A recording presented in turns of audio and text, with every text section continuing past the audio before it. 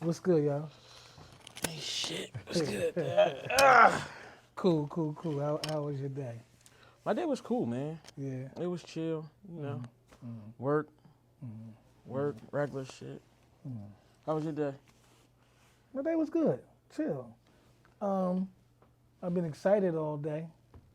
For the pod? Yeah, man. Yeah. I think the reply, the, Yeah. the replies have been dope. Um, hmm Shout out to Howard, man. Come on, man. Don't act like that, man. They really represented, man. And they was in those comments letting young folks know what it is, yo. hmm You know what I mean? I, I I did figure out something to give you some to give not you to give some folks some substance hmm around that that that greatest rapper thing. Okay. And the substance is the producers. I hmm don't think or much is even said about the producers. So I made a snapshot of some of the top producers. And so even you can have a bunch of different rappers, hmm but you're going to find those two or three producers that are produced. So for me, it's Premier, Okay. So hmm I'm not expecting anybody to really understand or dig what that means at this moment. Um, but Premier, we had a conversation Earlier. about Scott LaRock, Scott LaRock. uh, who was Excuse KRS One's first DJ, me. but then realizing the brother passed, and then Marley Marl Okay. did the rest of the Okay. stuff. Okay. Uh, so I think if you start talking about producers, it'll start making more sense. Because here's another thing that Jay Z did. Jay Z kind of like cornered the market on the producers. hmm So when the producers was making great songs and great beats, hmm they knew that marketing it was best to give it to Jay Z. So what's not fair to some degree is that Jay Z's got all those dudes' best work during the time that he was operating. They gave it all to him. Okay.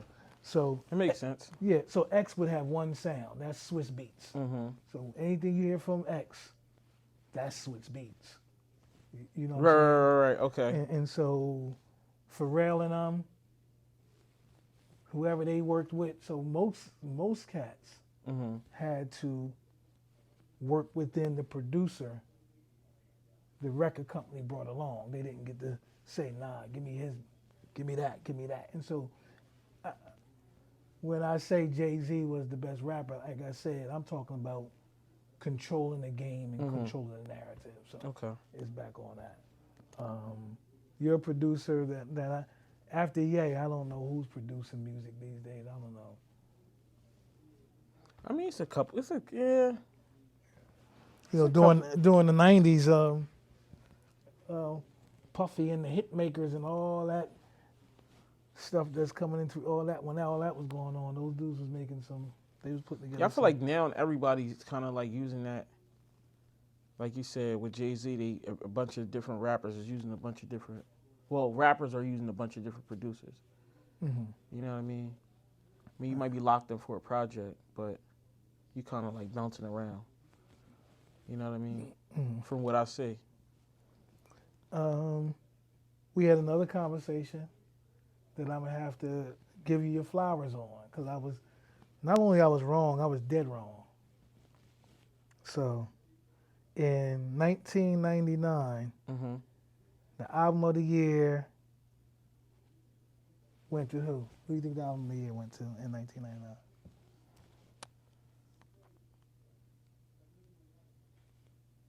Mm-hmm. Cool. Don't worry about it. The artist of the year in 1999.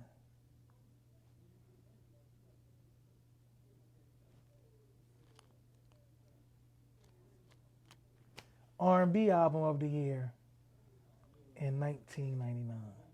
Lauryn Hill. Lauryn Hill. R&B song in 1999. Go ahead, take all your flowers, bro. Lauryn Hill. Lauryn Hill, but I'm just saying, you said song. I don't know what song.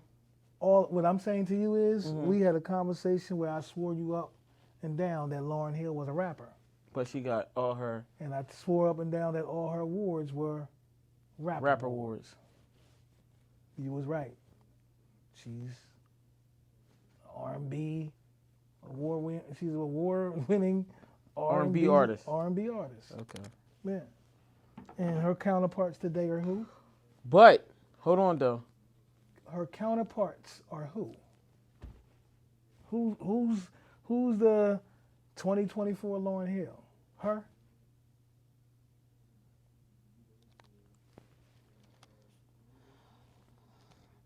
That's tough. I wouldn't say her. Well, who's her You got counterpart? you got SZA.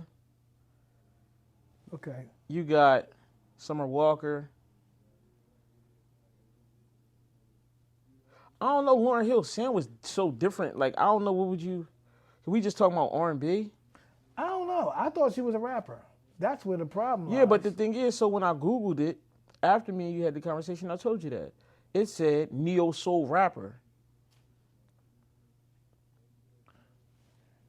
I don't know what neo soul is. I thought it was a thing. I loved it, but it's not. Nobody's falling under that category Anymore? Who's your neo? You struggle to get. I may be wrong, but if you asking me what's neo soul, I would say artists right now. I might say Brent, kind of like fall under that. Brent Fayez, kind of fall under that neo soul. So I don't know. I don't know. If you don't know him, you don't know him. But I'm just Okay. saying the audience probably know him. You know what I mean? Okay. Brent Fayez. Brent Fayez. Yeah, Brent Fayez. He's Spanish?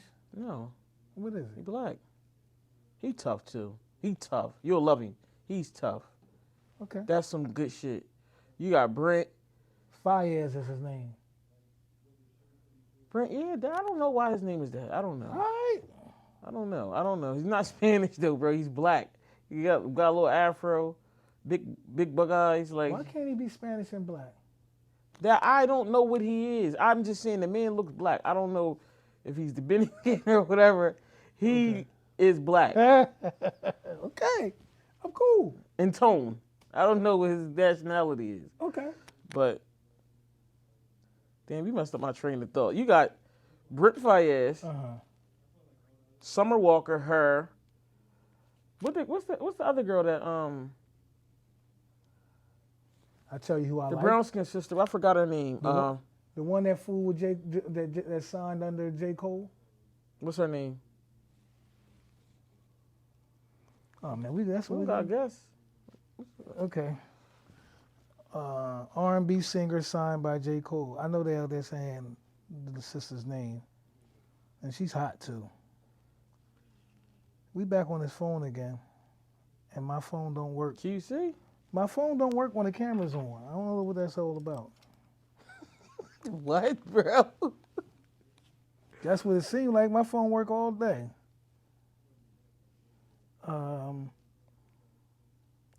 R&B singer signed by J. Cole.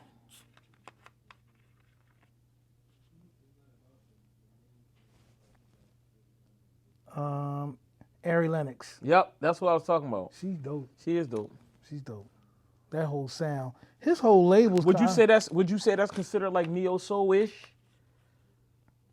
What's Yes. making somebody neo soul? I don't know. That's the thing. So a lot of times we let other folk categorize our music, and then we end up with these top fives and all that, and we be talking, and it's not something we created. So I'm not sure. Yeah, I can't explain that. But neo soul makes neo black. I don't know what even though I don't know, but I do know that. The folks who operated during those times are still goats and haven't been replaced. Nobody has replaced Erykah Badu yet. Nobody has and has replaced your favorite singer. Jill Scott. Nobody's replaced her. And I don't even know, so I should stop doing the replace thing because I don't want to say that.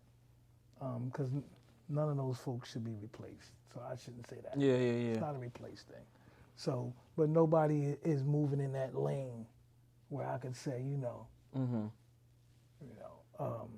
That's the next. But I don't know if that's the next is necessary if those sisters out there creating their own lanes. No, for sure. Are they? Everybody we named is hot and got a nice. Ari Lennox, Summer Walker. You cool with? Some of them have some strange lyrics. All their lyrics is you cool with it? Yeah, I'm cool with that. Okay. That's what I'm listening to. Well, they are on a regular. That's Okay. what I'm listening to on a regular. Okay. We talked. So what we got here? Plush. Yeah, that's a. So last episode we got into a thing with Uncle Nearest, and he gonna stay with us. That's usually my holiday brown. Okay. During the holidays, somebody might be in town or something, They drink Uncle Nearest. and I can give them the Uncle Nearest story that you wouldn't let me give them. Bet. Yeah. But, Okay. hopefully somebody Googled the Uncle Nearest story. It's a dope story. Mm-hmm. But Plush is a native New Yorker, like myself. Mm-hmm. When I Googled it, it came up native New Yorker. But the brother lives in Middletown, Delaware now. I don't know whether y'all seen the brother around or whether y'all drinking that. You did pour some earlier. Did you like it? Yeah, it was cool. It's smooth. It's smooth. Yeah, it's smooth. Still got a little something in here. So give it a quick review, even though you don't really drink. It's very smooth. Don't need to be mixed with anything. That's like, what's that word you used to use? Exclusive. Yeah, you don't use that no more. No, I don't use exclusive. Yeah, what happened with the word exclusive? But first talk about it. But what happened? You used to use the word exclusive all the time. Shit just stopped being exclusive, man. Shit started getting regular. Things just started getting a little regular, I man. say, yo, exclusive, bro. Is that the word we gonna use for that? Yeah. Now, what word you use instead of exclusive? Aesthetically pleasing. You full of shit. Come on. See, that's Aesthetically pleasing. what we ain't. What we Aesthetically pleasing. What we ain't gonna do is bull crap the people, fam. We ain't Yeah, gonna do alright, that. man. You don't just say no aesthetically pleasing. Alright. That is not what you say. Okay. What is it? You still say exclusive, don't you? I don't say exclusive no more. What you say? I don't know. What do you call them things you got on your feet? What are they? Drip. Drip. You know what I mean? Whatever, like. Yo, yeah. I wish I could show them, man. We can't fix that, but those is not. Man, they know what's going on. Who? The people know what's going on. It's me. They know it's something crazy. But I'm the people. I'm the people. I'm not the people. No. So you don't care what my people think. You don't care what old folk, like the young folk know what it is, so you cool with that. I know. Yeah, I feel good when you mean? It's my thing. That's got to be about the name. Come on, Dad. Don't do that. All right, I'm done. Yeah, I'm a dripper, bro. I'm done. You're a dripper. I see how the young folk take to you. Dripper is crazy. I hear. When I said it was cool. But when you repeated it. You be having that drip on. There you go. You fresh. You fresh, yo. I feel like when people said fresh, it was like white tees and Air Ones. Like, yo, I'm fresh. Like it was clean. No, but it's cool because I get it. I understand. That's Nelly did that for you. That's you. Who? Nelly. That's what's with. That's where you got that from, yo. Hey, yo. You got that. That's where you got that You got from. what for a fresh? No, Air Force. When you fresh with Air Force Ones in a white. It was tee. clean. It's all white. But that's during that time. Believe me, that's Nelly. Yeah, that's fine. I give Nelly his flowers. But I will say this though. I went to St. Louis a couple months ago. Mm-hmm. So I'm in St. Louis, right? Mm-hmm. And I get there, I get myself together, and I'm getting ready to ride downtown St. Louis. I'm looking for our communities, Mm-hmm. urban communities, and I'm looking to just see what's going Where was on. I at? I When I wasn't in St. Louis, but where was I at? when I was in St. Louis, No, where was I at? Just at the we was at the Nationals. You kept saying you was in golf. Kansas City, Kansas City. but we both were in Missouri. I'm in St. Louis in the bottom right hand side, and you up at the top of Missouri on the left. So Okay. it's like All right, bet. you was in Kansas City. You was in where the world champions. You was there. Literally a week before. Yeah. Excuse me. Yo, I'm getting myself together. I get my coffee. I get the car, and I turn the radio. Guess what I hear, bro? What? Nelly. What song? Probably that. What's the name of some Nelly song? Give me No. two. The drop down to get your eagle on, yo. That song's still hot though. 9:00 in the morning Yeah. on a Wednesday morning. Turn up. That's what they was doing. I heard Nelly, but I don't listen to the radio here. Mm-hmm. But I heard Nelly when I was in St. Louis. In the 5 days, I heard Nelly just about every day. That's dope. That's dope. Okay. Ain't there somebody else from St. Louis? I wouldn't know nobody else. Somebody Red. Sexy Red. She from St. Louis? That's what somebody. Yeah, that's one of the hottest rappers out. Oh, St. Louis back. Yeah, Sexy Okay. Red. Mm-hmm. I don't know. Let's She's check. one of the hottest rappers out. Let's fact. Yes. Let's okay. fact check it. About what? I want to know, is she really from there? I think so though. What song makes her the hottest one out? Fuck My Baby Dad. I played it for you the other night, Oh yeah, that's right. and you was fucking with it too. No, I wasn't. Don't do that. No, I wasn't. No, I wasn't. The biggest concern is y'all got my babies out there listening to that, yo. No, come on, man. Are my babies listening to that? My daughter not listening to No, it. I know my babies ain't listening to that. Mm-hmm.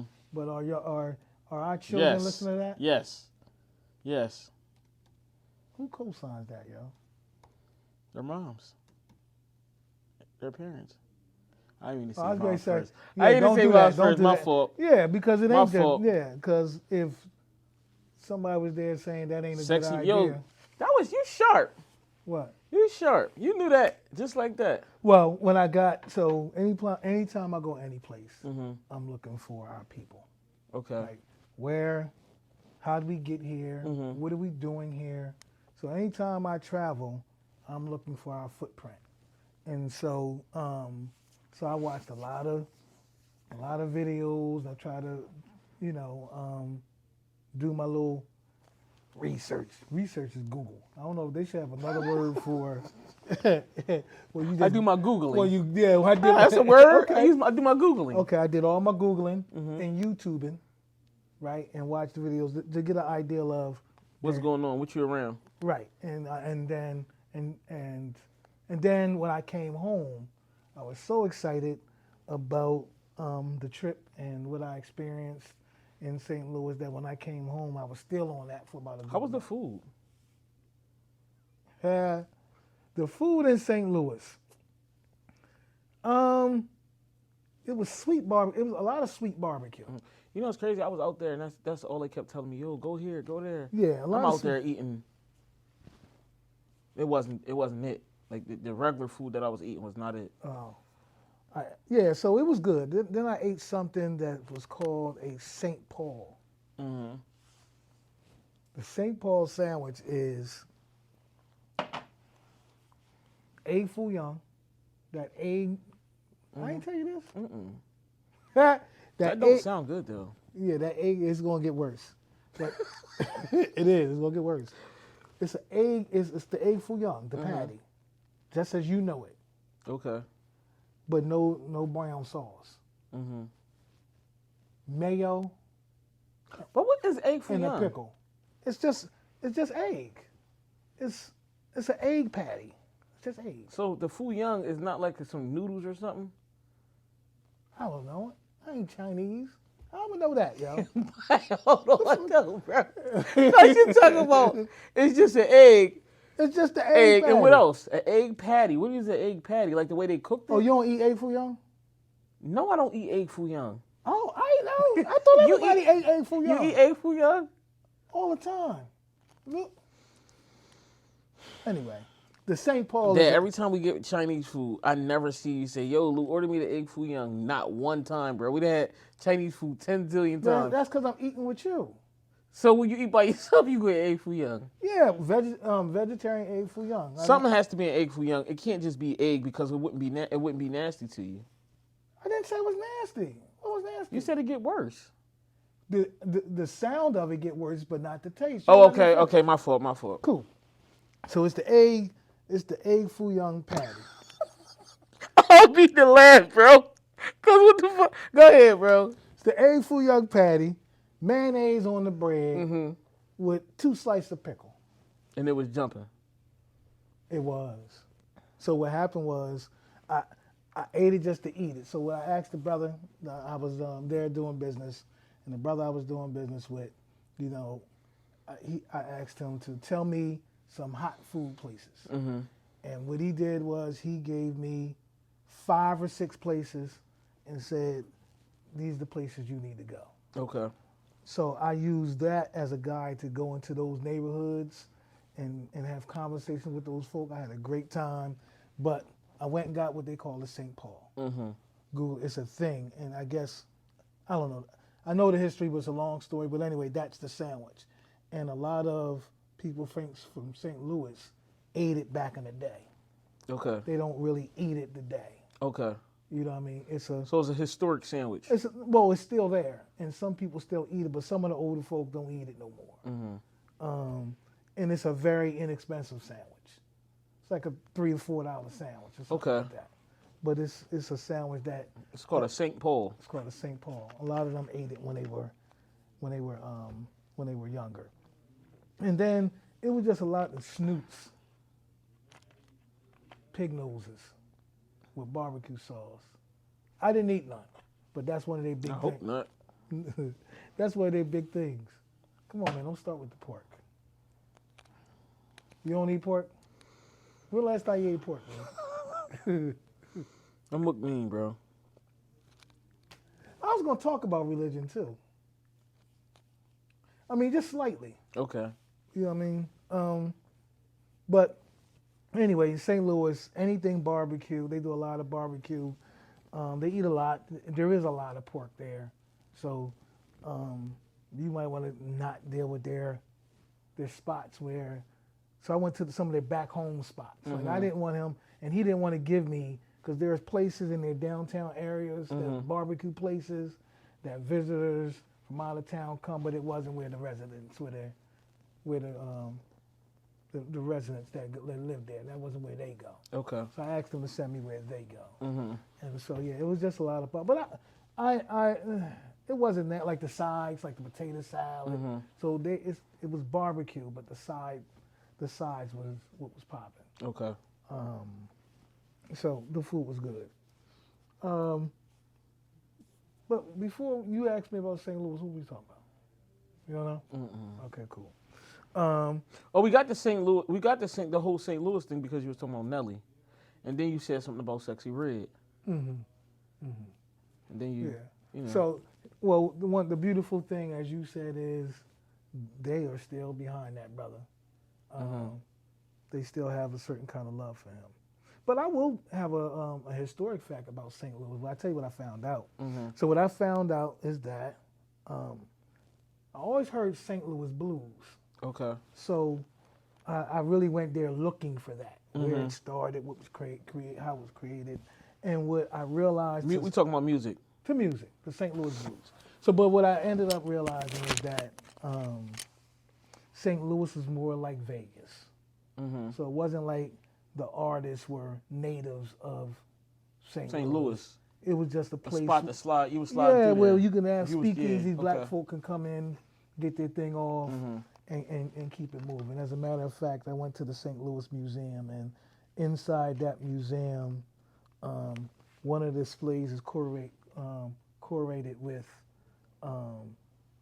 old time suitcases, like a whole wall full of suitcases, different kinds of suitcases, because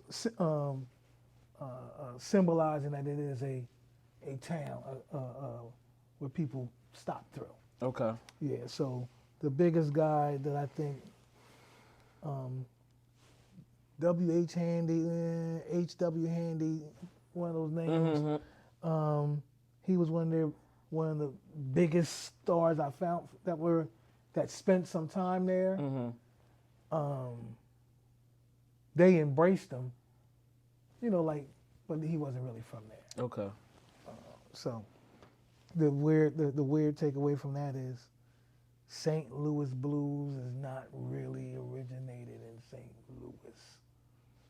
Maybe somebody can check me on that, but for what I can find out, that was the case. And I went up in that thing too. You know the arch? No. You had to Google it. But there's a big arch, a big arch there that I never knew people can go inside. But I realized you can go inside. They put you in a 4-inch box. I mean, I'm not 4-inch. 4-foot box. Put you in a 4-inch box. So they put you in a 4-foot box. You go up to the top. They let you out. You get to get out. Oh yeah, I know that. Yeah. Yeah. Yeah, let me see. Yeah. I was up in the very top of that joint. I was up there. You look on one side, you actually see East St. Louis, Illinois.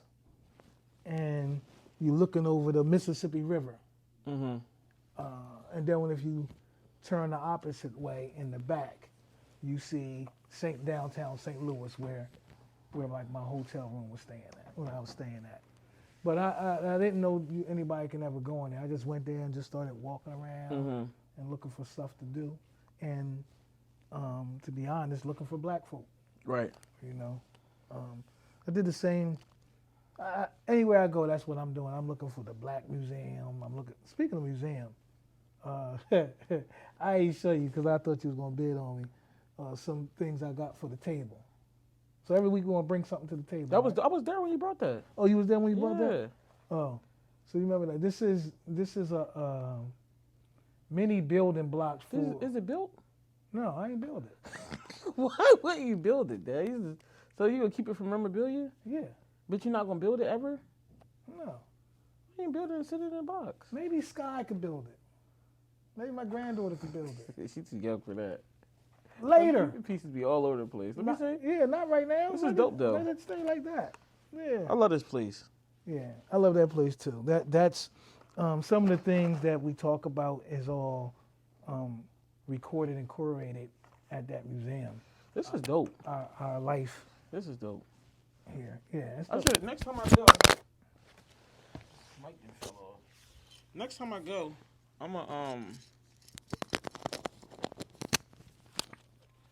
get one for myself so I can put on my desk at work. And here's another tabletop book. So I got the tabletop book that I keep sitting around the crib, just as something. What is that though? Let me see. It's the same thing. From the museum. Yeah. It's Okay. all the stuff from the things that are in the You pay museum. for this, or is one of No, the I paid for that. Oh, okay. Well, how much did I pay for it? $12. Oh no, that's Canada. $9.95. Yeah. Yeah. So if you ever go to DC, if you ever in the area, it's a beautiful place to be. I kind of go. I think I go 2 or 3 times a year at least. Oh, he said a week. I go a lot. You got a membership at that gym. I go a lot. But I will say that every time you go, you feel like it's a new. You catching something new. Nah, it's a vibe. It's a feeling. Oh, you like being there. I like being there in the space. Okay. I really wish in a space like that I could write or write outside. There's times where I've gone there and walked around and then went and sat and laid in the field, or it's like sat in the fields by the obelisk over there. So I really, really enjoy going down. It's a vibe for me. Nah, for sure. I like it. Yeah. I like it. I've been there probably like 4 times now. Yeah. I go at least 3 times a year. one um, with some young folks. When we just recently went and With the took boxing team. with the boxing team Yeah. and took some young folk there, and they had a great time. The youngest fella had the greatest. Little Steph. Little Steph was on one. He had a ball, yo. Yeah, that's a smart kid, man. He had a ball. He had a ball. He had a ball. That's a smart kid. I did want to bring up the fact that the fatherhood piece, Mhm. right? We never finished. I don't think I really finished telling that part of my story. Or it didn't start. I don't think you started. Oh, okay. Well, the fact that I grew up without a dad. Yeah, you ain't say that. I ain't say nothing at all. I don't remember, but go Okay. ahead. So, as much as we talk about fathers, unfortunately, I grew up without one. Right, my pops passed before I even left New York when I was a young fella. Mhm. Right, actually, an infant. Like, didn't really Okay. get You to didn't know him. No, Okay. I didn't get to know him. What about So what's uncle, the age difference between you and my uncle. your brother, my uncle? Oh yeah. Oh, he's 3 years older than me. So he was still too young to remember really anything either. Yeah, but there are pictures of him with my dad holding him, and like I don't even have that. That's dope. I never seen those. Yeah, I got those. Do you? Yeah, I got at least 2 of them. That's dope. I ain't. Yeah, I got about 2 of them. Yeah, send those to me. Okay. You got the actual picture, or you got like pictures of a picture. Well, what difference does it make in these days and times with these digital devices? Nah, I got the actual pictures. No, that's what I'm saying. So those pictures was taken in New York at my grandma and my grandmother. They timestamp like it got the date on the back. I ain't don't- trying to throw you off from the story. No, it's cool. It's cool. Good questions. I appreciate the questions. Okay. I don't no, I don't think they're time stamped. Okay. I don't think they're time stamped. And that being said, I didn't know the Douglases. Mm-hmm. So I grew up not knowing my namesake, the Douglases. And then when I was 15 years old, right, or 14 maybe, right in the thick of things, hip hop was just on and popping, right? Mm-hmm. And I'm in New York vending. Where was we vending at there? I think we were vending on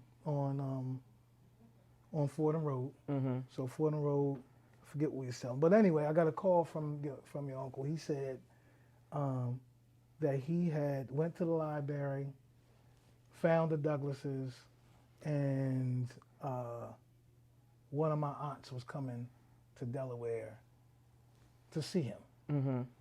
So I came here.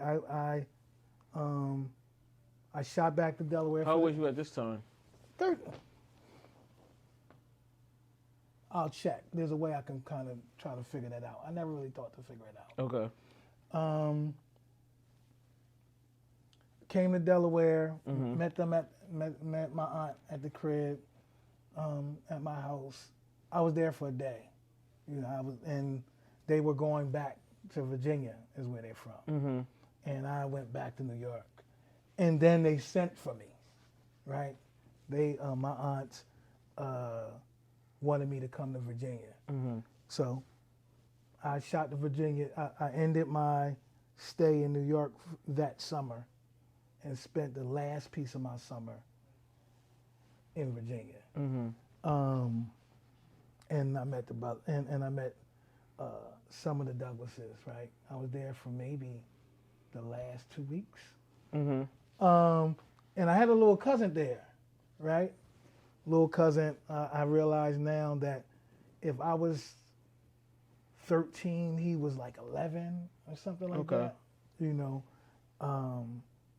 But long story short, went back to Delaware and kind of like lost the Douglases again and never found them and never heard from them again through all the time I was growing up until recently.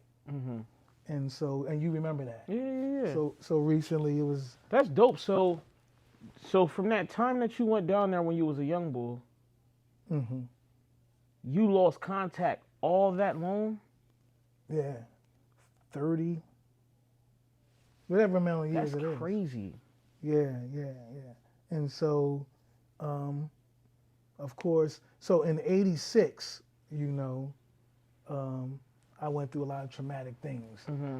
Uh, mom, mom got sick in a bad car accident, um, and moved back, got herself together to some degree, and moved Move back back to to New New York. York.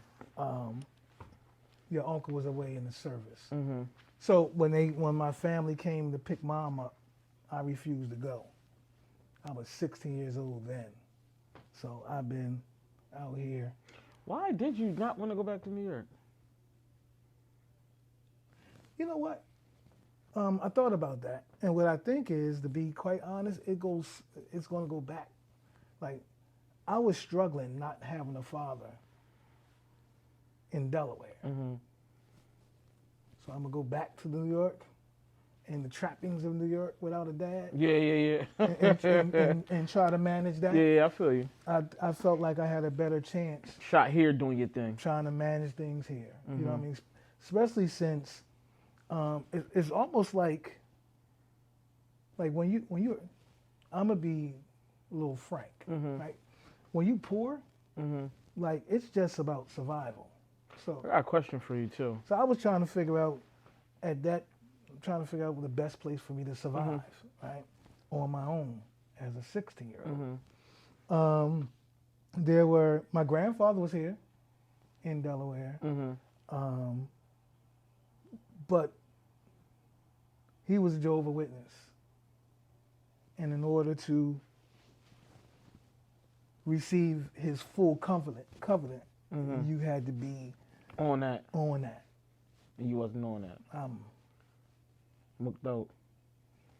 Well, I am mucked out, right? Because we are coming from he's mucked out. I am mucked meaning to death. That's another thing. He was trying to press things Mm-hmm. because again I was Muslim, and I was a few things. That's a whole nother story. Religion is a whole nother story because baby boy. I don't want to lose this question. Come on, what was the question? No. Go ahead, and I'm gonna bring the question back. So baby boy, I FOI, Food of Islam, all the way up. The last 2 or 3 years before I left New York, my mother joined a African religion, traditional African religion. Mm-hmm. She became a member of the Khan tribe, Mm-hmm. and she actually went away to study for that. Mm-hmm. Where'd she go away to? She went to Ghana. Okay. She went to Ghana and studied that. So now I have Fruit of Islam, by way. So my grandmother was a strong follower of Malcolm X. Mm-hmm. So we're coming out of all that, right, in the 60s. And then mom discovers traditional African religion, right? Mm-hmm. And the interesting thing is I seen spirituality in the African religion. Like, we went to the temples and we were part of the service. Islam was a little different.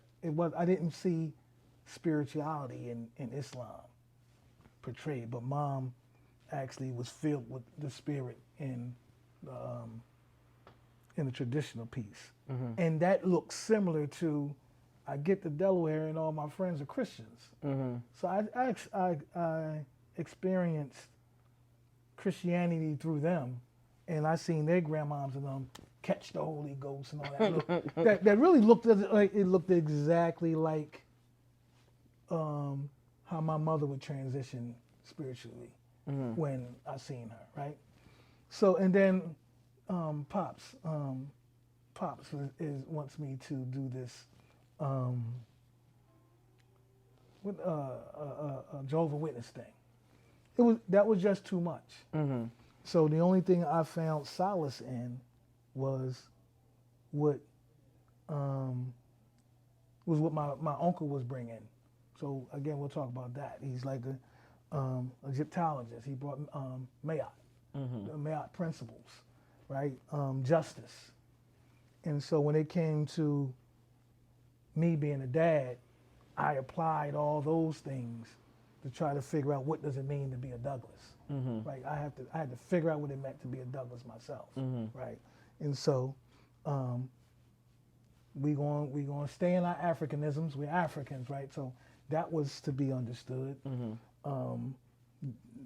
i.e. your name and things like that. So we were definitely going to be that, and we definitely going to be full of justice and things like that.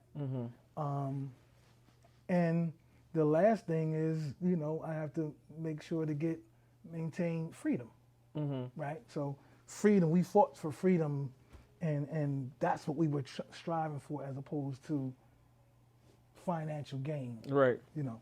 So yeah, that was that. So to bring that story full circle, in 2018, somebody gave me an ancestry kit for my birthday. Gave me an ancestry kit, and I got on there and found that aunt. Okay. The same aunt from 20, 30 years ago. I found her. I found her marriage name. Okay. You know what I mean?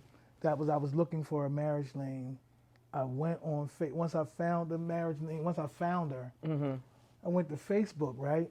And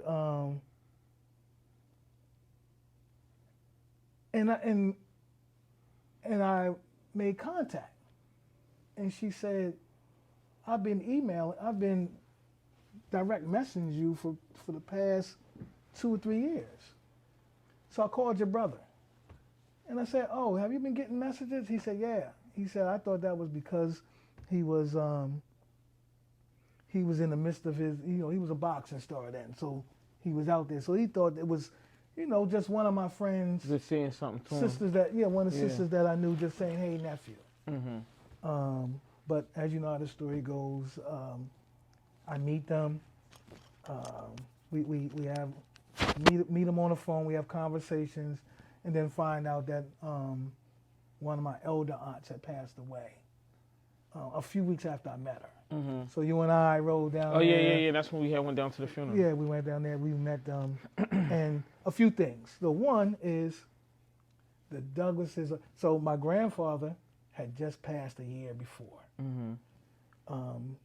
He had lived to the age of 97 years old. That's crazy. And he was a preacher. And although I went through all those religious changes that I've gone through, they were solid, dedicated Christians, even to the day. And so and the most beautiful part is that they were all great fathers. All my cousins was great fathers. G, Marlon, Toby, Toby, Doug. Those brothers those are my cousins. First cousin Douglases, solid brothers. I went back down to one of their 50th parties, and the community was celebrating one of them. It was his 50th. And I'm emotional anyway. I just sat back and kind of cried, right, to myself. I know you're going to laugh. You ain't going to laugh, man, but, I mean, it was just beautiful. Yo, what, man? All right, I'll leave it alone. No, go ahead. Go ahead. No, that's the story. But I'm still in contact with them today. I'm in contact with, like, Facebook. They probably watching now because they love y'all. You had a motherfucking 50th birthday party sitting back crying. It's crazy. Yeah, well, that's your dad. Yeah. That's how I move. I'm gonna turn it up. You in the back like this. Yeah. But Taking it all in. No, we partied though. Okay. We partied, man. I remember when you said you went down there. That's partied, dope. Man, we partied. So peace Peace to the Douglases. They actually got a show that they do down there. I can't think of the name, but Red, the Rich, the Rich, Red Couch, Red Couch. something like that. Yeah. Cuzos, we coming down. We gonna come down and hang out with them. Not for sure. So now I got that missing love from both sides. I Mm-hmm. still, they're always there. They're always complimenting and The question that I have for you was, I always hear you talk about hustling in New York. So I know for like holidays and summertime, you'll go back to New York and hustle. Was you doing any hustling in Delaware at all? So one, Hustling is legal hustle, just so we clear. oh yeah, we already understand. Yeah, okay. Yeah, Yeah, but I'm just saying, people here just to make sure. just to understand. So so I'm a vendor. Vendor, yeah. You selling, Vendors hustle. what you selling? I'm a hip hop proprietor. So you selling music, I'm selling mixtapes, fashion. like that's it, really, mixtape and fashion. Okay. It don't even have to be for every day. So one of the biggest things I sold for years, the best thing, I loved selling women's shoes. Okay. It's what I love to sell the most. Mm-hmm. But yeah, so I'm a vendor. I'm hustling. So I didn't begin hustling until your mom was when we were pregnant with Omar. Mm-hmm. When we were pregnant with Omar in 1991, I started. I knew playtime's over. It's here. Like I'm ready to have a human being here, and I got another human being who I believe is my. Like life is happening to me, and I have to figure it out. So I went back to what I knew most, what I did best. Mm-hmm. I started vending in front of your mom's beauty salon, actually. Mm-hmm. She was doing hair, and I was selling mixtapes and stuff out front. Okay. And I was doing so well, they kicked me out. The people in the plaza started complaining. I was killing it. Like that's what I do, right? Oh, jewelry, brass bangles, Nefertiti heads. That's what's popping. Mm-hmm. But yeah, they kicked me out, and I ended up in Cowtown for the next 25, 30 years. Really having a chance to hone my skills and take care of my family, right? So vending did it. Actually, I supported my families and did only thing I did just from vending for a bunch of years, just scrambling and making it happen. But really taking it back to the culture, finding some of the hottest things that New York had to offer to the culture, and bringing it down to Delaware and doing that thing. Mom started, I didn't mention it, but your grandmother did that. Your grandmother was a vendor across the street from the Apollo Theater. Okay. Like her stand was right there. So when I was in New York, I came up under that vending table, and that's where I was at. Selling jewelry. Selling jewelry. Yeah. Yeah. And then when we moved here in the late, it was the late 70s, let's say, she had a stand on Conrad Street. Okay. Up on the hill. Mm-hmm. So when she was there, and she was hot. She did very well. That's what's up. Yeah. So, any questions? Whatever, because I got some questions for you. If you ain't got no questions for me. Go ahead. What's up? What major news stories or Instagram stories? They gotta be major. Like, what are you paying attention to right now in the social media and media in general? I would say AI. Okay. Artificial intelligence. I feel like that's one thing that's Okay. kind of like, you know what I mean? I use it for work. I use it for business. Mm-hmm. So that's something that I'm kind of like. So, explain to folks what that is in case they don't. Oh, come on, man.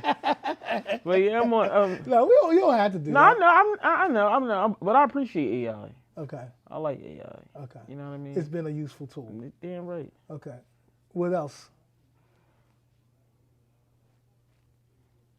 I don't know. I be dealing with stuff that's just like in my face. Like, you know what I mean? I don't really be online really like What's in your face? the everyday, you know. Trying to figure out your brand stuff? Trying to figure my brand out. Trying to help the kids and trying to get my people to the next level. Get myself to the next level. Being a dad, that's, you know. So there is a tribe in South Africa. I think it's the Mau Mau tribe. They greet each other by saying, "How are the children?" I'm gonna find out. I'm gonna find out what that is. There was a brother I was taking a training. I'm gonna look it up too. I was taking a training one time, and a brother used that term in Singlet. I can't think of it. But anyway, I brought it up because I wanted to ask you, and I'll find that for you while you're telling me how are the children. So when they say is how's the children. So if I was to greet you with how the children are, yeah, you're gonna have to. This is the question: how are the children?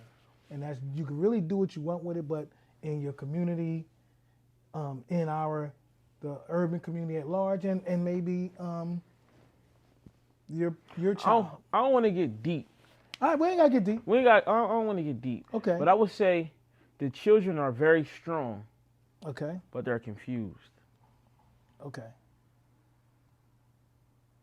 I would say that. I feel like the children are very strong, but they're confused. Okay. Misled. Misled. Misguided. Misled. All right. So you say you don't want to get deep, but misled by the society as a whole, by the society as a whole. The influences, the things that they're influenced by. The lifestyles of the rich and famous in front of their face all day. Trying to figure it out from where they coming from. With all the structural inequities they got to deal with. Yeah, it's tough. So, but they're strong. So, when you see them break through, they be great. You know what I mean? Because the information is there for them. The right information is there for them. You know what I mean? But they're blinded by, a car, some diamonds. It's crazy coming from me because I'm the guy with the chain and the watch and the designer sneaks and the. But you got it the proper way. Yeah, I got it the right way. So I mean, I don't know if there's anything wrong with that. And yeah, but the thing is, they think they feel like they're not talented or they, you know what I mean, which they are. You just gotta dig deep. You gotta what they say. You gotta hone in and really, soul search.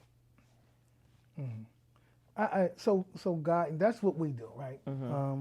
And dads, uncles. I've been hard on uncles too. I've been like when I was writing a lot, I was really trying to express my views on uncles, because I think uncles have a major responsibility in our community. They do. And because they have access. Excuse me. They have access to our children, like a lot. Brothers and sisters love each other. Like they go. So if a brother is struggling. So we're not gonna say uncles and aunts. I'm not. I can't. I'm here. I don't want to say I can't hold sisters accountable. That's not what I want to say. But what I do want to say, speaking from in this space, I'm talking about me and my brothers and the work we got to do. Okay, cool. That's the cool part is getting away from the deep. I'm just saying. No, I'm not trying to get away from the deep, but I'm just saying cool. Okay, yeah, that's what Because I I mean. feel like it work hand in hand. But Well, I got some. I know some very beautiful, strong sisters. I ain't fronting. I'm gonna tell you. I'm gonna listen to what I'm saying. I have some beautiful, strong aunts. They are perfectly capable to have the conversations they need to have with sisters. that I just thought you was going somewhere else. No, that's where I'm I was going. ready to argue. What you want to argue about? I don't want to argue or nothing, but I don't We know can what argue. you. What you want to argue about? No, I want to What they argue. do wrong? What the sister? What my I'm sister not gonna do that. I ain't doing that. I'm saying to you that like you said, I feel like it could be bad influence on the aunt and uncle, but because we're men, we gonna stay uncle. Cool. Yeah, because I don't know. To be You honest, know, but no. you. Hold on, listen. I have never looked at it that way. I just never look. I just always not that. I never thought about an aunt. I always thought really because I thought. Listen to what I'm saying. I'm gonna tell you why. It's a good reason. Because in the female dynamic, in my mind, and I could be wrong, her mom is that. The bad uncle? Her mom is the bad uncle. You're a fool. Oh shit! You just drew. Nah, you I got ain't gonna shame this podcast. Oh shit! you ain't, Yo, you gotta watch your words, bro. yo, you ain't listening, man. No, hold on. Say it one more time. Most of the time, their mom is that. We can talk about bad uncles. You brought up aunts, Okay. right? Mm-hmm. So what I'm trying to say is the strongest influence to a young sister is her mother as opposed to her aunt. That's what I'm saying. I don't believe that's true. That's cool. Yeah, I don't believe that's true. I feel like the aunt uncle thing work hand in hand. Listen, let me tell you the difference. I hear you, but Go let me ahead. tell you the difference I'm saying. So the difference I'm saying is that in a lot of our households, there is no male figure there. The dad is not there, and unc is there, and unc is there in place of dad. Unc is always there. Yeah, but sometimes I be feeling like a lot of the time from what I say, it don't be no male figure at all. It's literally mom, aunt, and the son. From what I see, I That's never. cool. I ain't gonna No, talk I'm just about, saying from what I see. Your So, dynamic is your dynamic. yeah, I'm just telling you from what I see. Most of the time, a lot of my friends growing up, it was no father figure at all. Well, It was him raised by his mom and his aunts. You get what I'm saying? So it's kind of like for somebody to not have no dad, but got an uncle. You talking about the dad's brother or maybe the mom brother? mom, brother, dad, uncle, whatever. Yeah. Another male that is, listen, man, uncles should. I mean, me as an uncle. Okay, so I'm an uncle too, right? I take my uncle stuff serious. Yeah. Right. I'm an uncle. I take mine serious too. Cool. So if I pull up on my nephew, I'm going to give him what I need to give him to help him survive until I see him the next time. Drop a jewel on him, right? Cool. But if you are an uncle who come from street life and you are struggling and your family is struggling, you got to teach your nephew how to survive. For sure. So you're only going to teach him what you know. And what you know is what you know. That's all I'm saying. And so I am pleading with those uncles who have a skill set for survival for their nephews that is a pitfall to let the little brother be. Let him rock. Let him If you ain't just get out this way. Let him. this way, let him be positive and support that. You know what I mean? If that's, but these, look, I've seen plenty of things like, hey, listen, brother, I'm doing this. This ain't for you. You know what I mean? Yeah. I'm doing what I got to do for me, but this ain't for you. I want better. We got to want better for our younger brothers. No, for sure. And it's And that's 100% correct. and it's our responsibility. So, but I hear you with the sisters but if you are an uncle and you have nephews, he's looking up to you. You need to do what you need to do to put him in a good spot. And if there's something, If you don't feel like you can bring nothing to the brother, positive, Let him rock. Let him rock. That's a takeaway, right? Yeah, that's a takeaway. That's cool. Yeah. I don't know how appropriate that is, but That's just appropriate. Okay. That's strong. That's solid. Okay. I had two. If you a nut, fall back. Yeah. You know if you're a nut or not. Because I tell you this, I'll tell this truth. A lot of brothers that I know who ended up falling through some of them pitfalls, their uncle showed them that. Even if it's about, listen, let me ask you a question. We're going to leave that alone. But I just want a concept thing. Why are you a, what you said you was? Fashion designer? Nah, the other cool shit. What you said? I'm a business shark. Yeah. Why are you a business shark? Where that come from? My family. And we was struggling to survive. We taught you how to survive. You took those skills that we taught you and did something and pushed it forward, right? So that's how it goes. If coal miners have coal miner daughters. How about that? Yeah. Is that fair enough? That's fair. Okay, cool. That's fair. So let's see. So the things that I am paying attention to. I called you a couple weeks ago and said, are you prepared for Trump to be your president? Nah, but I don't want to be on no political shit, but I heard he lost to homegirl, didn't he, in some kind of race somewhere? No. He won. She got the most something votes? He won. Super Tuesday was the, what's the day? Today's Tuesday. I'm about to give me some motherfucking Trump. What's the day? Today Wednesday. Yeah, yesterday. So yesterday was Super Tuesday, and that's when he sent her on her way, and they all getting sent on their way. I'm in this motherfucker drinking plum vodka. Yeah, you are. I got a motherfucking headache. You should get. Oh, don't do that. That's that brother's line, yo. Hold up.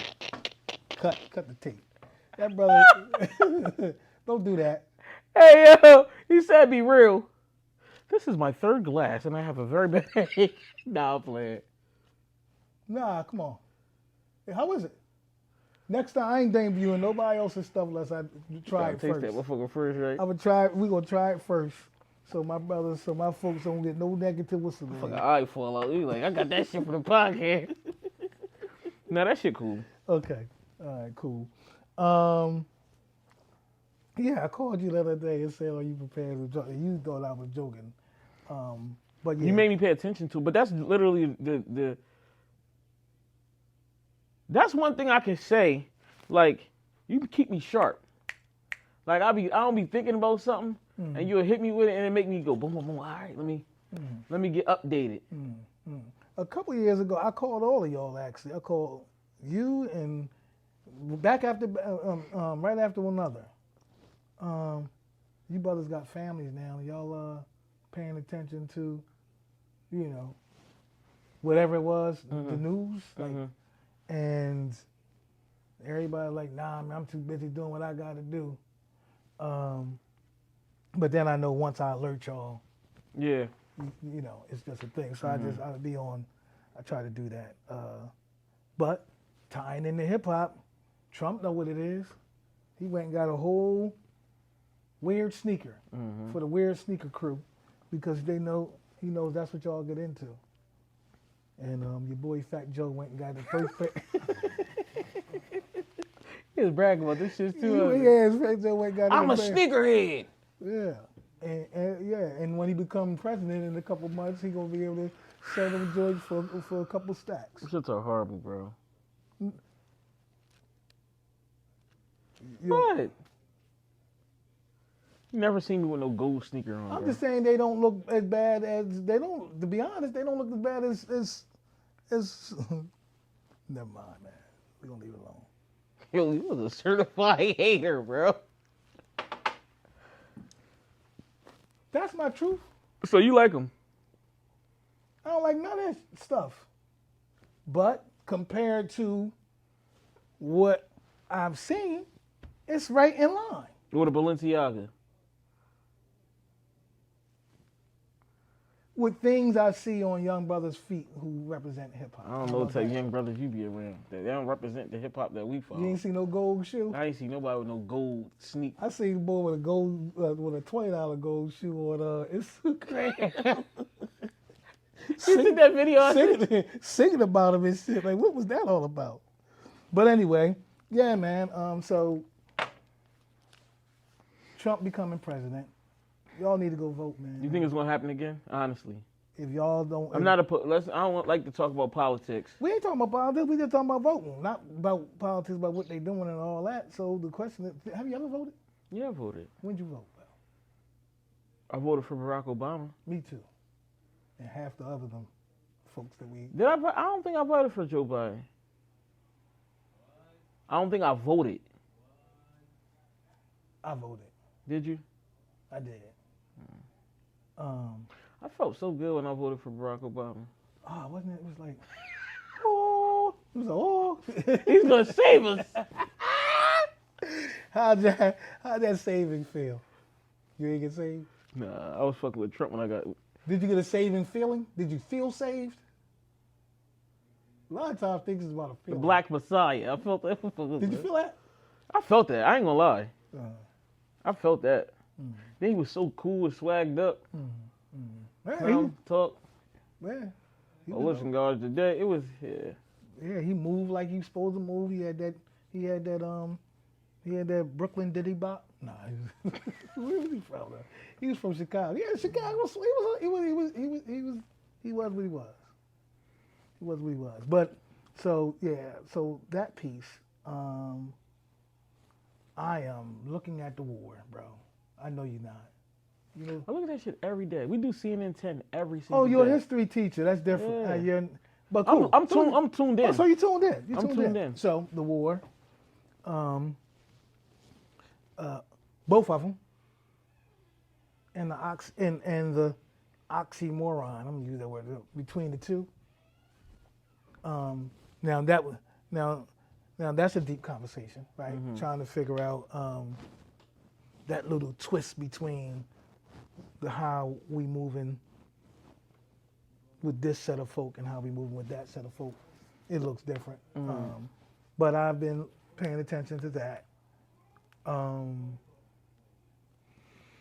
Social media. What's fun that you've been paying attention to?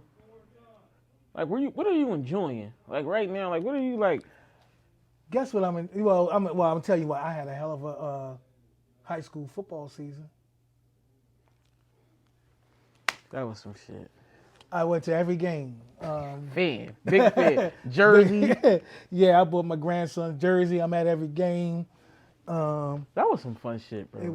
It was. It's a legacy. It's a legacy thing going on. You know what I'm saying? The only thing better than being a dad, it's not better. The only thing that comes close to being a dad is what, being a grandparent. You You like that grandparent shit more? You do. I put that joint in the group message like, yo, that kind of love for the grandkids be different. Yeah. You get a whole second fresh start. I'm fucking getting extra gifts. And you need cleats. I mean, the kind of love they display. You know what I mean? And this, without they trained up though. They trained up. Okay. Because you only talking about Riley and Lil Ra. No, I'm not. And no, I'm talking about Riley, Little Ra. Our kids is too small. Me and Omar kids is too small. Well, and then London and Logan. But what I'm saying is, they're trained up. They got good people. Yeah.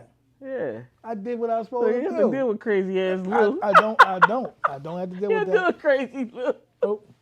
Nope. So I enjoy that, but you know, the Rod thing is crazy because he's so dedicated to that sport, and he's there doing his thing. So enjoying him. He's so much like Omar, bro. Just a different sport. The humble dog, hard worker. And I got a particular kind of fondness for him, Mm-hmm. for both of them cats, Mm-hmm. because they don't come from no athletic. I thought you was about to say you was some motherfucking top athlete. I was about to say, yo, what? Hey, come on, man. I'm gonna out here and start lying and shit, man. But I got a special thing for them because back in my day, I thought you was about to go there. No. I spent as much time. Go back to what I was talking about last week. As much time as dudes was spending on their jump shot, I was practicing my double entendre, bro. I was doing my thing. Did football get right out of school? Huh? Did football get right out of school? Or he went academic? No, he went Partial? Look, he went on his mother's dollar with my assistance. I thought the nigga had a football scholarship. He went on his mother's dollar, but I helped out as much as I could. That's John mad, man. Yo. He gotta give it Rob to him. playing or not, I'm going to the game to see bro perform. Yeah, he balling because, and what I seen out of all of y'all. I'm gonna tell you one thing I seen out of all y'all that I dig is dedication to whatever you're doing. Yeah, for sure. So at that point, you know, as cliche as it is, what I found out that hard work works, right? Even me, I don't know whether I looked at it as hard work. I just looked at it as being dedicated to something, and after a while, you get good at it. You know what I mean? You can get good at it. At least that's my excuse for painting. Because painting wasn't nothing that I looked to do. You know, it wasn't nothing in my background, and no story that I told that said anything about anybody doing anything with their hands. But I feel like honestly, anything that you gotta, I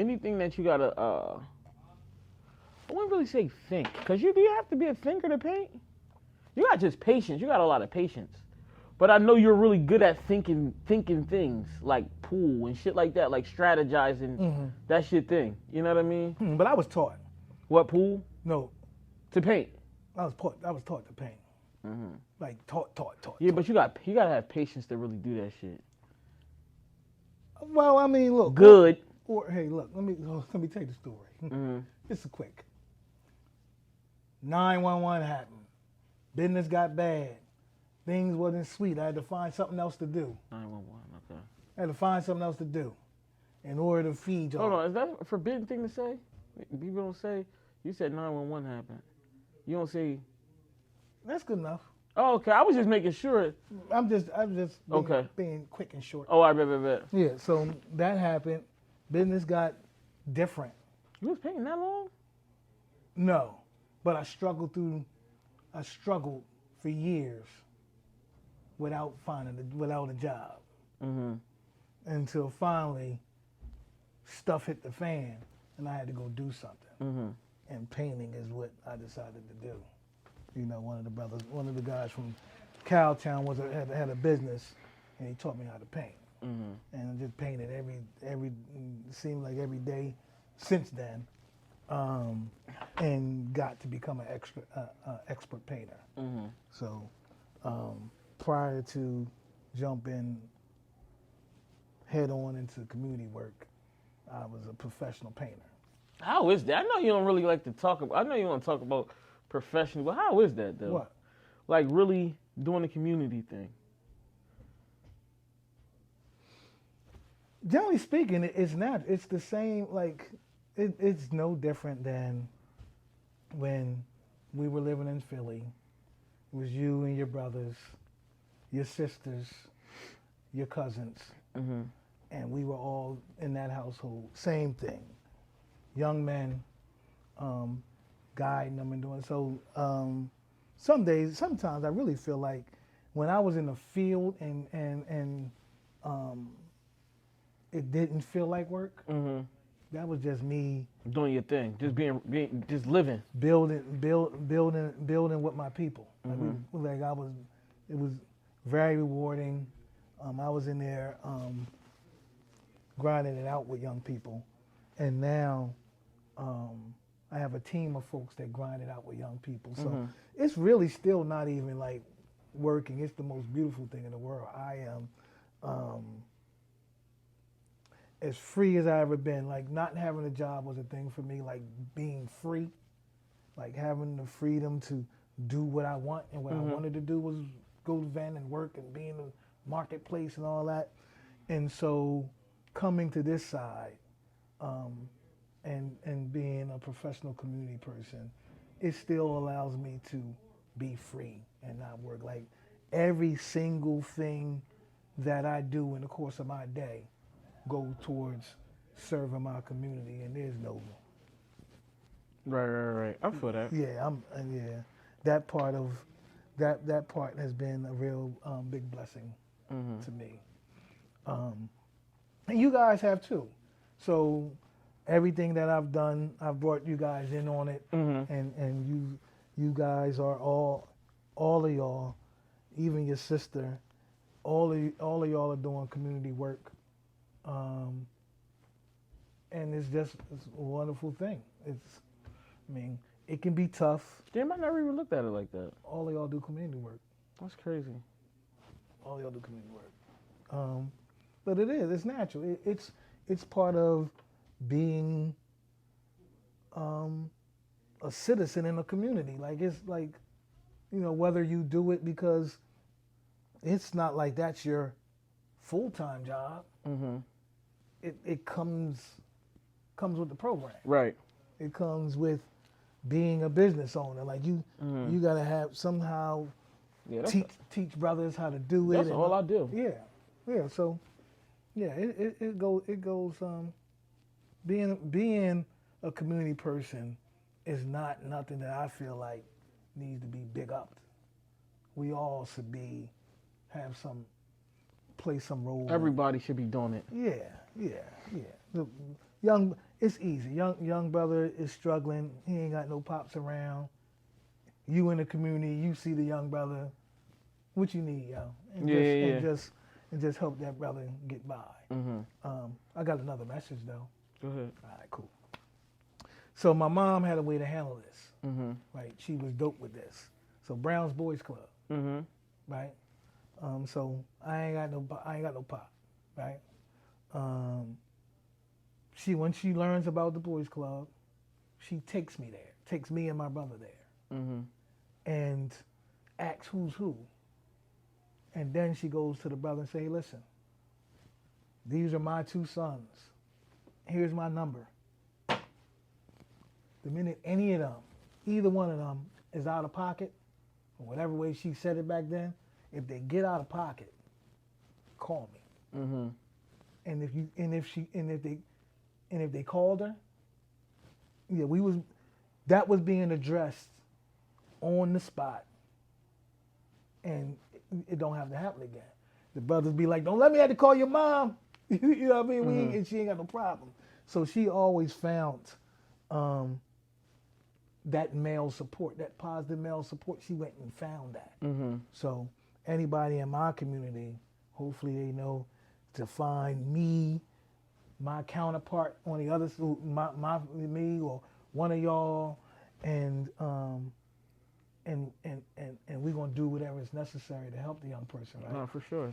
But all the brothers, like I feel like all the brothers in the barbershop, all the brothers that owns the local stores and all that, they should be embracing them young brothers when they come in, and anytime young brother come in their presence, just leave them with something. It ain't No, gotta for be heavy. sure. Leave And I them feel like we do. yeah, leave them with something. I feel like we do. Leave And I something. feel like I can speak for all of us. I think y'all do a great job, man. Like your generation, the dads that I see, they active. When I go to those games, actually when we go to the Football games. to the football games, Turn. they actually think I'm there for Yeah. my son. Mm-hmm. You know what I mean? I am, but my son is the coach. Yeah. But There's a lot of brothers there that are with their sons, active with their sons, working with their sons, cussing my son out. I done seen him get cussed out a couple times by them dads, and to me, I laugh. When he get into it with those dads, to me, it's a beautiful thing. Nah, for sure. Because it's They care. They care. They care. They ain't there. They in tune. They locked in. They locked in. So I dig that. Put my motherfucking son in the game. Yeah, right. Yeah. Rod, put his son in the game. Yeah. And then Rod get to acting crazy, acting like I really do enjoy those games, man. Me. That was fun. Yeah. And so the fatherhood piece is cool. So next episode, let me see. I realized that that top fives is a thing. Scoot your chair up a little bit. Where, this way? Oh yeah. No, up. Like up. There you go. Okay. So top fives is a thing. I can't do top fives now unless we're gonna do some top five beautiful black things. Don't make sense to you? All right. Find something. What's the top 5 vacation destinations that I've been to? Yeah, let's do that. That you've been to. Let's do that. Shit. I feel like number 1 for me would be St. Martin. Not the best looking island, but I felt like the culture there was like dope. You know what I mean? Mm-hmm. It was dope. They ain't not really. I could talk how I talk, right? Can I talk how I talk? Please. Yeah. Knock some shit. They ain't fucked up. They was kind of like, I know that motherfucker like, hey, no, motherfucker, we ain't doing nothing extra for no money. Motherfucker, yeah, can I get some towels? Yeah, motherfucker, when I get around to get these motherfucking towels. Okay. You feel what I'm saying? Okay. It wasn't struggle.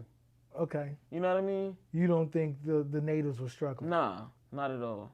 No? Nah, it didn't feel like that to me. Okay. It Go didn't ahead. feel like that to me. Well, that plays.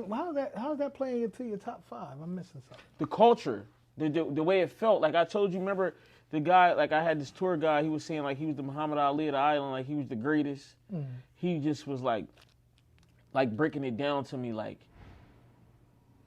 I don't know. I can't explain it. Like it was just the vibe was cool. Okay. What else? I mean, I like Mexico. Mexico was fun. Why are you scared? Why are you speaking to the camera? Mexico. Oh, Mexico. Yeah, my fault. Mexico was fun. I like Mexico. I've been in Mexico 3 times, 4 times. What's fun about Mexico? It's beautiful. It's beautiful. It's turned up. Why are they all coming in? Why are they all in Texas then? No, I'm joking. Oh, well, Loki, he on some Trump shit, man. He on some low-key Trump shit, bro. Nah, Mexico dope. No, that's a really. But I know at some point I'm gonna take my time and dig into it and figure that out because there's an answer for everything. Mm-hmm. Like you just got to know. Yeah. And I haven't taken my time out to figure out why. But anyway, because beautiful beaches. Beautiful beaches. I've been to where have I been? I've been to Hold on, can I ask you a question? Go ahead. In Mexico, they just make a fantastic taco. Trash. I'm not used to traditional Mexican food. That shit it's like more, it's not salty. I'm used to like tacos from 4th Street. You know what I mean? So you're used to that raw, motherfucking in the back, then made a motherfucking taco shell. That shit trash. I'm not fucking with it. But I've been to Cancun. Okay. I think I've been to Cancun. How's the food in Cancun? Is what? That's Mexico. They still the food is no different. Nah, Cancun's a little more Americanized. Okay. You know what I mean? So you might get some buffalo wings in Cancun. You know what I mean? Okay. Been to Cancun. I've been to Cabo. Where? Cabo. They black? No, Dad, this is still Mexico. Oh, you still talking about Mexico? I've been to Mexico 4 times. That's why I was saying that. Okay, But okay. Mexico's a beautiful place. Okay, Yeah, so where'd you go? St. Martin. Uh-huh. Been to Mexico. Hold on. What's the top place in Mexico? Somebody might want to go. Mexico, what's the first town you said? Oh, you're so damn funny, yo. Why? I've been to Cancun. Everybody wants to go to Cancun. Okay, what else? It's lit. I've been to Cancun. I've been to Cabo. I've been to Cab what? Cabo. I don't know, bro. How to say this shit. Okay. I've been to Cancun twice, and I've been to Cabo, and I've been to one other place I don't remember. Okay, cool. All right, Yeah. so that's Mexico. Been to Dominican Republic. Okay. Dominican Republic was dope. So they was black. When Dominican Republic, yeah. Okay. Been to Dominican Republic. I'm not sure the places I've been.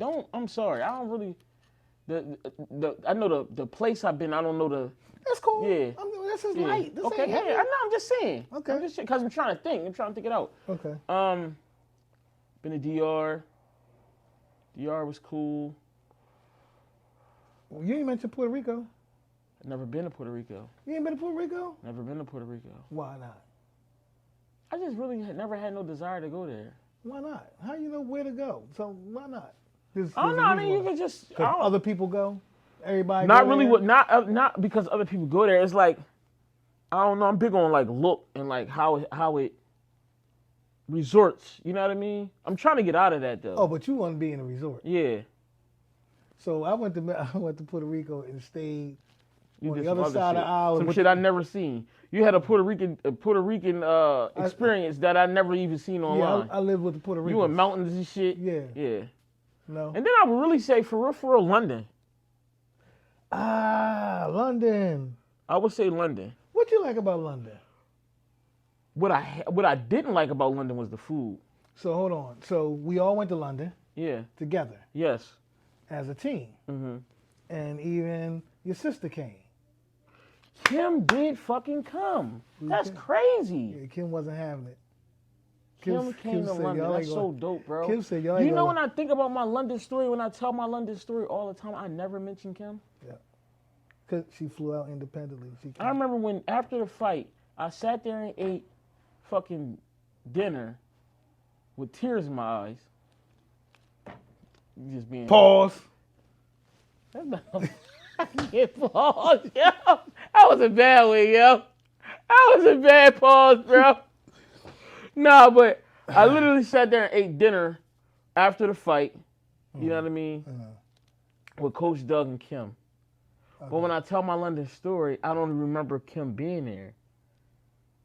She came late. She was there. There's a weird picture of y'all before, like 2 days before the fight.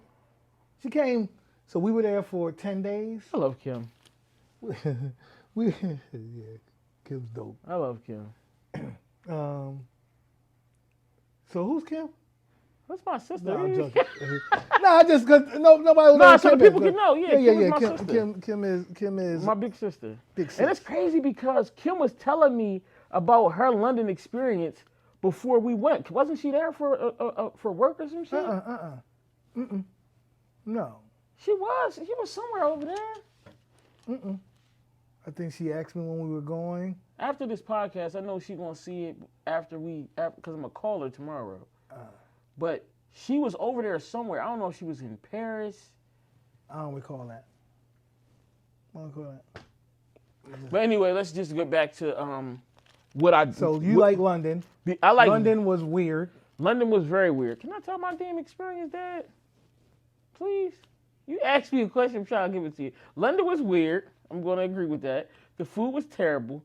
But growing up, seeing books of talking about the London Bridge is falling down and all that, and then you're actually out there seeing it and seeing castles and shit like that, that was very, very interesting for me. Okay. That was big for me.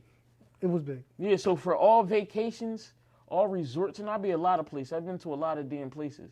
But that was different. You see this shit growing up in storybooks and shit like that. You hear about, you know what I mean? Kings and queens, and then you there and you see it, and it's like the queen lives here. It's like, damn, this is some interesting shit. You know what I mean? That was dope for me. That was some disrespectful colonial ass. Nah, it was though, but that's a whole other story. That shit was dope, bro. It was. Nah, so The shopping shit for me, let me down, man. for me, I did not like London At all. at all, and the treatment we got in London, it was exceptional, right? But there was some underlying stuff. You was deep. You was deep. You got deep. You went out there and got deep. You went out there and got deep in your head. I was out there chilling. I was out there to protect my son in a fight, a world title, a world title eliminator type. I get fight. that. I'm But on I'm some just saying, shit. I understand that. But you went out there deep. You was already angry. You was a fight. That's when we came to the boxing shit. You was already on angles. So of course you didn't give a fuck about you Legend Bridge falling down, Kings and Queens. You wasn't on that. I didn't enjoy. I enjoyed London from afar. I enjoyed London through the pictures we took when I came back. When I was there, I wasn't for it. I wasn't for it. You gotta go back, bro. I wasn't for it when we got off the plane. I wasn't for it the whole time. The only beautiful thing was the YouTube. There was a TikTok star. And you know what's crazy? You know what's crazy about that? I forgot the girl name and I forgot the boy name. Abby, Tabby, some shit like that. Mm-hmm. But you know what's crazy? That was the beginning of TikTok. If they stayed on that grind, they was grinding. Bro, he was telling us about the shit. We like, damn. He was grinding. They showed us 100,000 followers. I'm like, yo, this is crazy. He was grinding. And they never been to America. Never been to America. And so the coolest part, so we did a lot of boxing stuff, right? Mm-hmm. We traveled all over the country and to London, right? Everywhere we went, we're in a boxing crowd.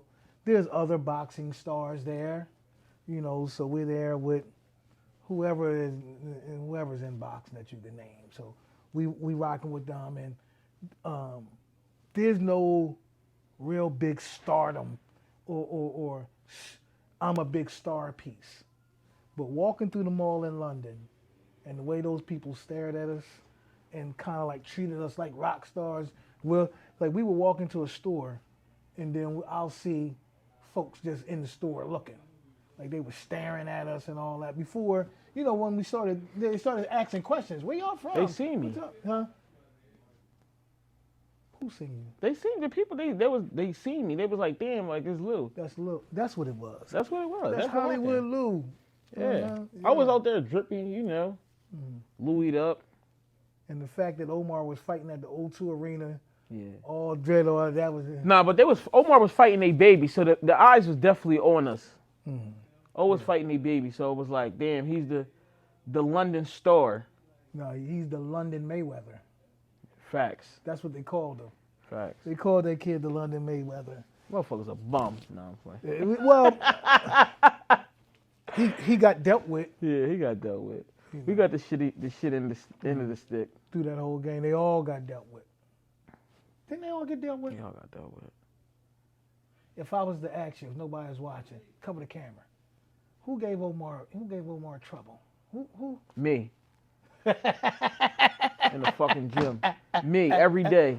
Cussing him out. Me arguing with him every day. I was his toughest opponent. Motherfucker had to face me every day. Talking shit to him every day. You remember me and Omar used to argue every single day. Yeah. I used to argue with you every Yeah, other day. Nah, Dad, I got it. He got it. We got it, Dad. We don't need you. You do what you do. Do what your you thing. do. You handle the business stuff, Dad. I got this. Yeah, well. I don't really think, man, shit. You got to ask Omar that. Mm-hmm. Toughest opponent might be a motherfucker he knocked out. You know how, boy, think about a boxer. Oh, that's a boxing pride thing. Motherfucker have a tough fight all the way to a fucking dying fight. They're dying in the fight. He'd be like, the toughest fight I had was that first 30 seconds when I knocked the nigga out in the first round. Like, yo, cut the dumb shit, bro. I think it was power. I think when you ask him, there's a fighter, and I don't know who it was, that he fought. Because I asked him that question. There was somebody that had extreme power, and it wasn't. I don't think Probably was early. Yeah, they wasn't good. The bull he fought, Kerrigan. in the 7th, 8th fight. The first fight with Al Heyman. I don't remember them guys, man. Was that? No, that was the last fight with fisticuffs. He fought a boy named Carrigan. Me and O talk about it all the time. How did the fight go? He was a tall black kid. They fought the decision? Yeah, they definitely fought. He gave Omar trouble. He had a strong right hand and he moved well. He was kind of like a Olympian. Well, not Olympian. Let me take that back. He did well As an amateur? Yeah, he did well. He was an amateur champion out of California, I think. I think I remember him having on, but anyway, he had a strong right hand. He gave Omar some trouble, and I think that's who he would say early on. Pure fight. Now, of course, the Fortuna fight was crazy. Fortuna fight was crazy, but that was telling-made for O. That count was long. Ask me that shit. Yeah, we ain't gonna talk about that fight. Long count. We'll talk about that fight when Omar comes. Maybe he'll give a different perspective, but from the outside looking in, that was a horrible robbery. So, Wasn't nothing worse than that Edna Cherry thing. I don't like that motherfucker to this day. It ain't even his fault. yeah, you know why I don't really. We can say these conversations from O here. Okay, cool. Okay, all right. So, but let me. Fuck you, Edna. Now. And fuck you. All right. Yeah. Still gotta deal with that motherfucker. Did you see the sparring match between Haney? That was crazy. You seen that? Yeah, I did see that. What you think about that? He beat the shit out of Devin Haney. Okay. He beat the shit. I'm gonna say it. He beat the shit out of Devin Haney, and I feel like, excuse me, and I feel like it just looked like a man versus a boy. You can do what you want with that. I'm gonna cut it all the way up because I'm gonna tell the truth. Mm-hmm. So the truth of the matter is, without context, you really don't know what's happening, right? And I tell you what I'm saying, and I'm not gonna speak on that because I don't know what happened. I know what I know what my eyes seen with my eyes, Mm-hmm. but I don't know what was going on. And I tell you what I mean by that. If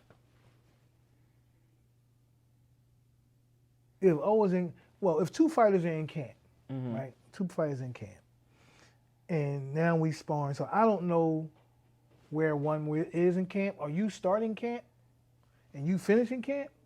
Are we both in shape right now? Are you my sparring partner? Did I fight you? Put it this way, Omar can go, let's say, Omar can go 10 rounds. You going detail, Dad, but all right. But it's important. Yeah, I get it, but not for the casual boxing fan. I'm trying to teach him, Okay, right? that makes a big difference. It does make a big difference, but I don't care. You don't care, but we teaching. Like, it's a time to give it, Okay, like, we can give him. So something. what happens is, Omar could be, let's say Omar is sparring and he's in camp, and Omar spars 10 rounds. So you talking about somebody? Basically, what you're saying is somebody's peaking, and somebody is fresh in the camp. There you go. Easy enough. There's times when fighters are peaking, and in the professional game, It makes a big difference. it makes a big difference. So He's sharp. He on point. He's linked. He's synced in. right. So if he's in camp, I don't know the dynamics. I don't know, right? But let's say if he's in camp, he's peaking, he on his shit, right? And then the young boy come in the gym, and people start talking. Yeah, he and like, I get some work. And we go, and they get to mixing. The young boy gonna get lit, For sure. but he ain't peaking. Mm-hmm. So is it a thing or not? So that's an inside the boxing game thing. People could do whatever they want to do with it. I don't even know why when people are having boxing conversations they don't talk about it. You just looking at stuff. You better any of those Philly guys and all that, they know the difference in a kid peaking and a kid not peaking. Mm-hmm. You know, a kid just had a fight 2-3 weeks ago. He go in there to spar to give somebody some work. Some young kid might give him the business. Mm-hmm. Damn right. Boxing is 75-80% conditioning. Mm-hmm. He done won, went and ate and drank a bunch of stuff, went and been intimate with his woman and all that kind of stuff. Yeah, it makes a big difference. It do. Yeah. So I don't know what's going on, but I did see the kid get lit up pretty good, and I don't believe them. I think they're just trying to sell a fight and talk trash and do what they do, because that's what it is. So that's one of many things I look at and say, oh, that's interesting. And people talk, and I mean, if you don't know, you don't know. But now you know. You got to ask other questions. When two fighters are sparring, who knows if one's peaking, one's not? What you see may not be what reality is, and sometimes that's okay. Sometimes you want to put your fighter in there while he's when he's a little bit in trouble, when he's not at his best, and let him get in trouble in sparring and see how he reacts. Yep. You know, what we doing? We growing championship fighters here. You got to know how to do that, and we kind of did a good job. No, for sure. Yeah. So I think I handled all my news stories. I'm cool with my background. We here, we Douglases. We gonna run that Douglas name and continue to give it pride. And everybody after you, we just gonna be hopefully have a dope legacy. Hopefully y'all do a good job with it. No, for sure. I struggled hard with that. Don't mess that up, please. I got you, man. All right, bet. All right, yo, this is the Me and My OG podcast, man. Thank you for tuning in. Got anything else to say? Did we cover everything? I think we covered everything. We covered everything about them damn shoes, yo. They look like, yo, this shoe. This is the Me and My OG podcast, I'm gonna try to man. describe this shoe. It's like a tire inverted. Look, I said this is Me and My OG podcast. What the hell is? It's the heart. Oh, we can't do that. That's that Diddy shit. Oh, Yo, we out, man. peace.